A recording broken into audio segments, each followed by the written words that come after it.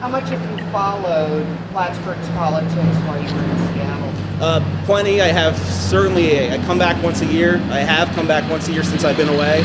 I know the issues. I know who's running. I know the issues in City Hall, and my plan clearly reflects what the voters' concerns are. Every year, the retirement pension costs go way up. State aid dwindles. It's hard to keep city finances in check. I mean, you see what happened with Detroit.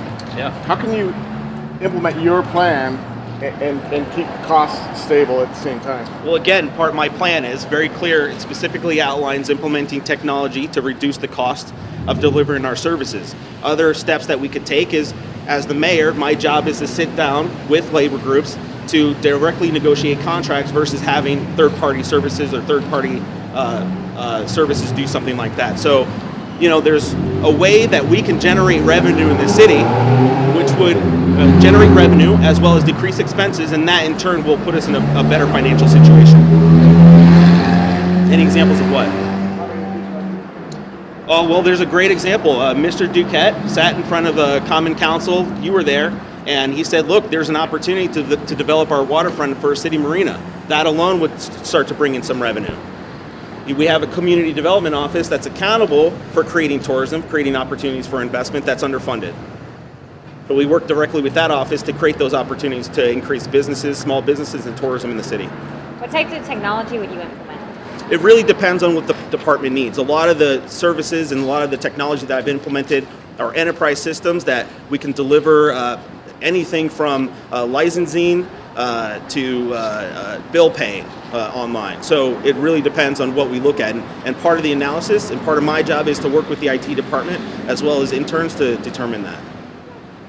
What state policies would help you implement your vision, and which state policies would kind of intrude or be stumbling blocks? Well, Governor Cuomo has a great vision for the Northeast with the economic redevelopment plan, as well as the proposal to implement a tax-free zone around SUNY. That is the perfect opportunity as the mayor to partner with SUNY, to partner with the state to take advantage of those opportunities. What are stumbling blocks, though? I think the biggest stumbling block right now is the partnership between the town and the city, and to really partner to find out how can I as the mayor partner with the town to make this a better place for everybody. What we do in the city impacts the town. What the town does impacts the city. So there's partnerships to be had there. So you're going to be on the ballot as An independent candidate. That's correct. Okay. Yeah, being away for so long, how are you going to get back into the fold and make yourself known? Well, I'm in the fold right now. I have you guys here talking to me, right? So that's When do you meet with the voters? Of course. We've created a lot of buzz around our campaign. Like I said, we've collected the number of signatures that we need to collect to be on the ballot. We did that over Mayor's Cup weekend. Now is the opportunity for me and my volunteer teams to be out talking with the voters at Plattsburgh and to really getting the word out. How many signatures did you collect? So far, we've collected around 600 or 700 signatures. We've needed a minimum of 240 politically. You want to shoot for 150% of that. The large-scale Fortune 500 companies developing enterprise software systems and managing technology teams. Then in 2006, moved out to Seattle, where I continued software development and technology management.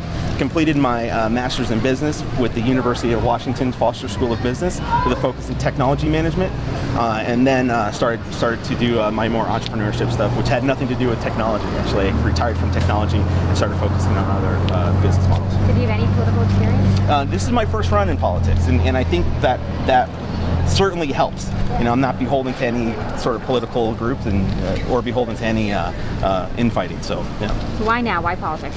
Well, it's not more about why politics. It's why Plattsburgh needs it. Really what we need is a leader that's going to focus on economic development, creating jobs, and really bringing the city forward. The voters and myself, we all agree that the time is now. Plattsburgh has the potential, and the people really want this. And it's been obvious that the current administration in City Hall has not been stepping up. And so we really need a leader that's going to do that, that's willing to put in the work and has the skills to do it. And why are you back here in Plattsburgh? It sounds like you had a successful career in the private Absolutely. sector. Why are you back here? Part of it is my wife and I, we've been looking for quite some time to move back. We both love it here. I have family here, and there was nothing about having to move away other than there were no jobs here for me when I graduated college. So we had been looking for quite some time, since about 2006, to move back to start a bed and breakfast, and this just happened to be the perfect opportunity to fast forward that move. What do you have to say to people who say you're an outsider, you haven't lived here in 13 years? Yeah. What could you know, or what could you bring to the table? Well, one thing is I am from here, so I have roots here. I'm a hometown kid. I grew up here, went to school here, graduated from Clinton Community College as well as Plattsburgh State, and I come back once or twice a year, and it's very clear I know the issues. You can look at my plan. My plan addresses specifically what the issues of the voters are, and I would certainly ask anybody that if they have a kid or a niece or a nephew that have graduated university, where are the jobs for them? They've had to move away, the same thing that I've had to do. And I'm proposing an opportunity that we create an industry in Plattsburgh that where when students do graduate out of college, they have an opportunity. They have an opportunity to either stay or they can move away. But there is going to be opportunity. Okay, great. Yeah, thanks. Concerns about the fact that some people may see you as a carpetbagger. Well, I'm not an outsider. I'm from here. Okay, so I have roots here. I grew up here. I went to school here. I graduated from both Clinton and Plattsburgh State, and I come back once or twice a year to visit family and friends. And so I think if people would just take a look at my plan, it's very specific. It addresses specific concerns that the voters have, and that's really what I'm here for, is to address the concerns that the voters have. Because this ongoingly, City Hall has been doing work, but we haven't been moving forward. So the opportunity that I see is to bring my skill set back to the hometown that I love and really apply my skills and my education to make a difference here.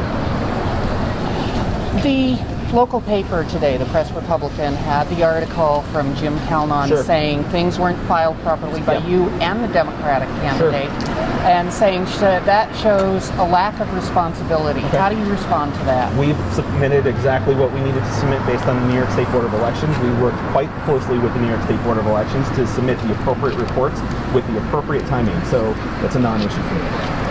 He's trying to make this, though, an issue of responsibility.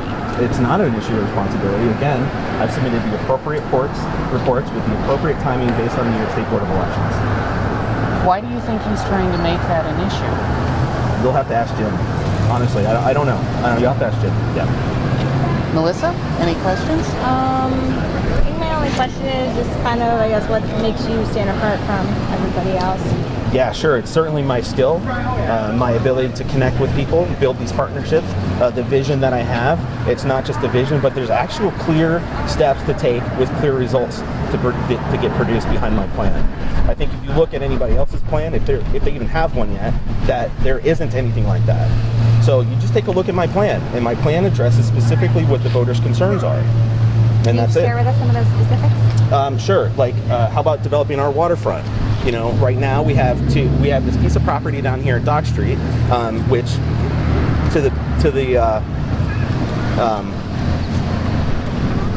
let's just say that I personally think, from a business perspective, that there wasn't enough done to attract more attention to that waterfront. It's a prime piece of city real estate that could be developed to generate a bunch of revenue for the city, and that work, in my opinion, again, from develop tourism to generate revenue and to bring people to the city. It's the last version was in 2012. What's happening? Why is City Hall not taking advantage of that opportunity that somebody else had already done the work for them? So that's what I'm saying. My skill set and my plan and my drive will take these plans and move them forward. Again, it's no longer about talking about a vision. It's time to implement a vision. It's time to implement the plan. So that's what I'm doing. How do you believe you can handle issues like the union contracts, which have been at issue for so long? Sure.